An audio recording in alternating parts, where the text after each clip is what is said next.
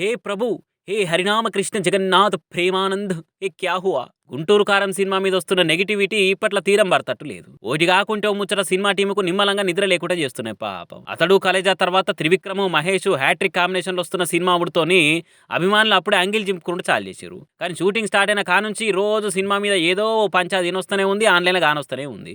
మొన్న రిలీజ్ అయిన oh my baby పాటకు పంచాది ఇంకా పెద్దగా అవుతుంది. అదేం పాట, లిరిక్స్ ఏంది, ఆ ట్యూన్ ఏంది అని తమన్ను పాట రాసిన పాపానికి రామజోగయ్య శాస్త్రిని కూడా అరుచుకునే వరకలా ఆయన కూడా ట్వీట్ చేసిండు పాపం. ఎవరు పడతారు మాటలు అనేటోళ్ళే. మేము చేసే పనిని ప్రేమిస్తేనే కదా రాస్తున్నాం, మీ ఇష్టానికి మాటలు అంటారా? అయినా చెప్పేదానికి కూడా పద్ధతి ఉంటుంది కదా అని రాసుకొచ్చే వరకలా కామెంట్లలో ఇంకా రెచ్చిపోయారు కొందరు.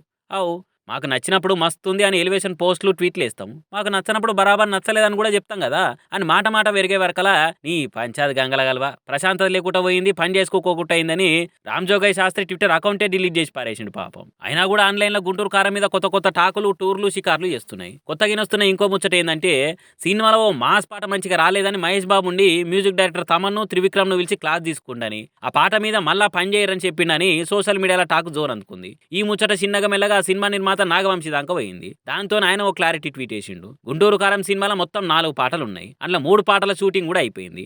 ఆఖరి పాట షూటింగ్ ఈ నెల 21 సంది షెడ్యూల్ ఉంది. కాబట్టి సోషల్ మీడియాలో గట్టిగా వస్తున్న గాసిప్లు నమ్మకుర్రి, ఉత్తగుకుంటూ అవే నిజం అనుకుంటారు కాబట్టి ఇట్లా చెప్తున్నా అని రాసుకొచ్చిండు. కానీ ఏ ముహూర్తాన షూటింగ్ చాలు చేసిరో గానీ ప్రాజెక్టులకెళ్ళి ముందుగాలున్న కెమెరామెన్ వెళ్ళిపోయిండు, పూజా ఎగ్డే పోయింది, స్టోరీని మార్చిరని వచ్చింది.